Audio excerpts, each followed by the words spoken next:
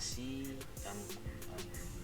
anak-anak Manado, Sulawesi Utara, apalagi yang berada di pulau-pulau terluar. Jadi kita mau kasih penjelasan singkat tentang poin-poin penting terkait rekrutmen proaktif calon anggota Polri, dan tentu untuk anak-anak yang mau mendaftar. Jadi adik-adik serta orang tua yang mau daftar DP anak masuk polisi lewat jalur rekpro atau rekrutmen proaktif, simak penjelasan berikut. Kita mulai. Jadi sebenarnya rekpro itu sudah ada aturan atau ada peraturan Kapolri yang atur itu, kalau kita tidak salah ada di Perkap 10. Nah ini ada DP pasal-pasal di Perkap 10 itu tahun 2019 tentang rekrutmen proaktif. Nah, kita akan menjelaskan, tapi tidak semua yang akan kita jelaskan di pasal, cuma pasal-pasal penting yang untuk adik-adik atau orang tua yang masih masuk di anak lewat jalur rekro. Nah, di sini di pasal 3 kategori rekrutmen proaktif calon anggota Polri terdiri dari tindakan penguatan atau affirmative action, baru penghargaan, nah, baru terakhir itu pencarian bakat. Apa-apa itu semua nanti kita lanjut jelaskan, orang lanjut penjelasan di bawah. Nah, rekrutmen proaktif calon anggota Polri kategori tindakan penguatan atau affirmative action sebagaimana dimaksud dalam pasal 3 yang kita sudah baca tadi, dilaksanakan untuk calon bintara Polri yang berasal dari pulau-pulau kecil terluar, pulau-pulau kecil terluar atau biasa disingkat PPKT, atau wilayah perbatasan.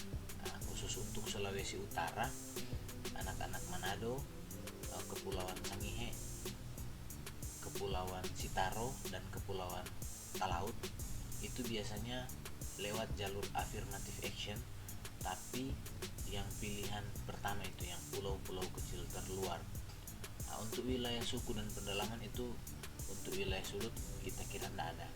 Baru untuk pulau terpencil berpenghuni yang tidak ada juga. Orang lanjut. Nah, calon bintara Polri sebagaimana dimaksud pada ayat 1 dengan syarat penduduk asli berdomisili di daerah tersebut dan dibuktikan dengan KTP dan atau KK.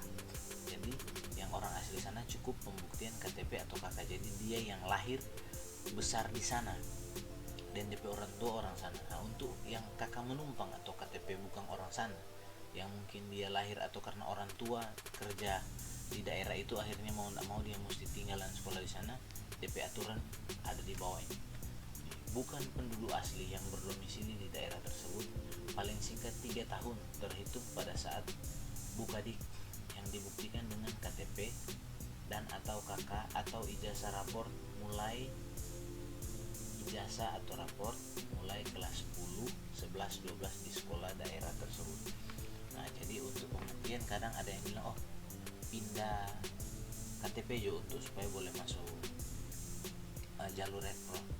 Untuk contoh kemarin banyak kasus anak-anak untuk Kabupaten Kepulauan Talaut, Sitaro sama Sangihe ada yang backing KTP baru di wilayah pulau-pulau kecil terluar supaya orang boleh masuk jalur rekro. Jadi di sini sudah ditekankan di Perkap dia minimal mesti tinggal di sana 3 tahun. Jadi ada pembuktian secara administrasi, entah itu KTP, KK atau ijazah atau raport. Jadi ada pembuktian secara administrasi dia tinggal di sana sudah lebih dari 3 tahun. Lanjut. Nah, di pasal 6 rekrutmen proaktif calon anggota Polri kategori pencarian bakat atau talent scouting sebagaimana dimaksud dalam pasal 3 huruf C diberikan kepada masyarakat yang memiliki kompetensi khusus yang harus dimiliki sebagaimana dimaksud pada ayat 1, memiliki prestasi akademik atau non akademik. Apa itu? Orang lanjut di bawah ada di sini dari penjelasan. Prestasi akademik sebagaimana dimaksud dalam pasal 6 ayat 2 huruf A dengan ketentuan bagi calon bintara Polri yang masih kelas 12 dengan prestasi akademik, yang masih kelas 12 dengan prestasi akademik juara 1 sampai juara 3 dalam Olimpiade Sains tingkat kabupaten. Jadi untuk sains, entah itu yang pasti Olimpiade Sains, dan itu harus penyelenggara itu dari Dinas Pendidikan, karena yang menerbitkan sertifikat itu dari Dinas Pendidikan. Nah, juara 1 sampai juara 5 Olimpiade Sains tingkat provinsi, baru juara 1 sampai juara 10 dalam Olimpiade Sains nasional. Oke, itu untuk yang akademik, dan itu biasanya prestasi akademik di bidang lomba olimpiade. Untuk calonnya DP ada lagi aturan lain yang prestasi akademik itu untuk yang ranking sekolah tingkat kabupaten. Ini dijelaskan di sini. Untuk calon yang sudah lulus SMA memiliki nilai hasil ujian nasional peringkat 1 sampai dengan 10 terbaik pada tingkat kabupaten atau kota, dibuktikan dengan surat keterangan dari Dinas Pendidikan provinsi setempat. Nah, jadi maksudnya di sini karena kemarin banyak yang bilang kita ranking 1 di sekolah. Jadi adik-adik atau orang tua yang ini yang tipe anak masuk polisi, jadi dalam artian ini maksudnya, jadi misalnya contoh ada 3 sekolah, misalnya 3 sekolah misalnya itu sekolah SMA A, SMA B, SMA C. Jadi ketika itu di dalam satu kabupaten itu dia ada 3 sekolah, itu dorang penilai itu dikumpulir jadi satu, nanti dari dinas provinsi atau mungkin dinas kabupaten yang kumpulir itu nilai. Jadi nyandak semua harus dari DP sekolah, karena untuk ranking 1 di tiap sekolah pasti ada satu. Nah, oleh karena itu di sini dikatakan yang peringkat 1 sampai dengan 10 terbaik pada tingkat kabupaten. Jadi bisa saja ranking 1 tingkat kabupaten itu ada di sekolah A, sedangkan untuk tingkat 2 ada di sekolah C atau di sekolah B misalnya. Itu kurang lebih seperti itu ya. Lanjut. Nah, ini orang cuma mau fokus penjelasan rekpro untuk yang bintaran ya. Jadi kita tidak mau menjelaskan lebih untuk yang SIPSS, tapi kita baca aja. Bagi calon SIPSS paling rendah nilai cum laude dari perguruan tinggi negeri atau swasta dan program pendidikan terakreditasi A. Juara olimpiade sebagaimana dimaksud pada ayat 1 huruf A dibuktikan dengan, nah itu tadi yang kita bilang, dibuktikan dengan piagam. Itu berarti biasanya olimpiade sains itu dari dinas pendidikan. Itu piala, medali, dan surat keterangan dari instansi lembaga yang berwenang. Oke. Nilai hasil ujian nasional sebagaimana dimaksud pada ayat 1 huruf A angka 2 bukan merupakan nilai perbaikan. Nah, jadi adik-adik mesti perhatikan di sini. Walaupun dia nilai tertinggi kong dia nilai perbaikan, berarti tidak bisa dipakai untuk mengikuti kategori talent scouting yang untuk prestasi akademik. Oke, orang lanjut yang di prestasi non akademik. Prestasi non akademik sebagaimana dimaksud dalam pasal 6 ayat 2 huruf B untuk calon bintara Polri meliputi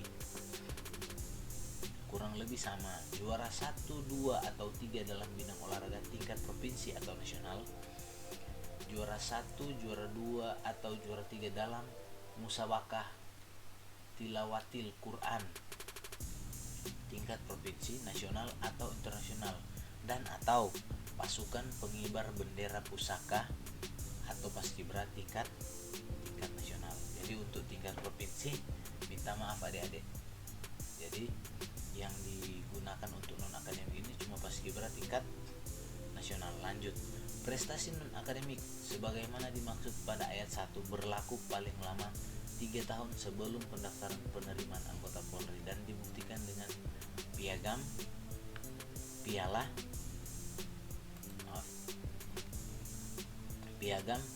dan surat keterangan dari instansi lembaga yang berwenang. Bidang olahraga prestasi non akademik sebagaimana dimaksud pada ayat 1 huruf A ditetapkan dengan keputusan Kapolri. Bidang olahraga prestasi non akademik dimaksud ditetapkan dengan keputusan Kapolri. Jadi maksudnya di sini itu aturan nanti dia bisa berubah, bukan berubah dalam arti berubah total, tapi bisa saja itu aturan ada revisi sama dengan yang kemarin itu contoh yang di sini tidak dijelaskan untuk Popnas. Jadi di situ ada nanti biasanya itu aturan yang lebih terperinci nanti turun pada saat rekrutmen proaktif buka, terus ada surat edaran dari Kapolri.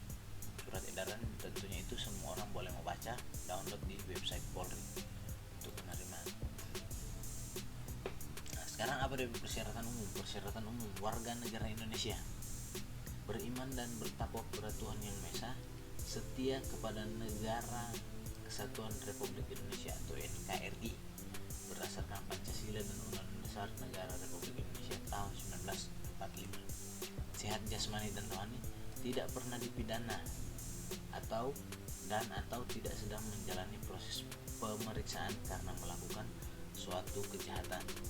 Jadi untuk adik-adik yang mau suka masuk polisi, jangan banakal sayang, jangan banakal, bakalai akhirnya masuk penjara dan tercatat. Nanti itu akan mau ditahu di mana?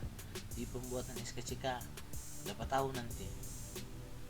Oke, lanjut. Usia paling rendah 18 tahun pada saat dilantik menjadi anggota Polri. Berwibawa jujur, adil dan berkelakuan tidak tercela. Terakhir, berpenampilan menarik. Nah, ini untuk yang berpenampilan menarik ini kita yakin orang boleh semua sama.